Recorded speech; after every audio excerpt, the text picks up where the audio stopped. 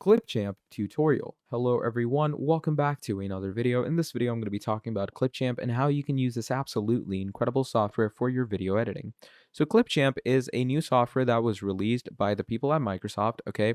And this is a software that allows you to get one of the best styles of video editing out there. Now, to start things off, you're going to go to clipchamp.com and you're going to go on try for free to create an account. And it's obviously a part of Microsoft, so you can actually get it from the Microsoft store. Okay. Now, once you go over there, it says quick and easy video editor, try for free, smart tools that help you create content. You have auto captioning where you can automatically create accurate captions in over 140 languages with their speech to text technology, and you can convert it into readable caption in absolute minutes.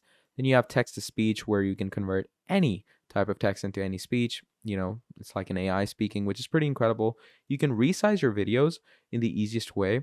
And obviously, the video editor gives you a lot of things to work with. Create a video in your own way. You can bring your videos to live. You can enhance and elevate all your videos. And video editing in Clipchamp is absolutely for everyone. So for sure, I would definitely urge you users out there to create videos with Clipchamp and everything will go your way.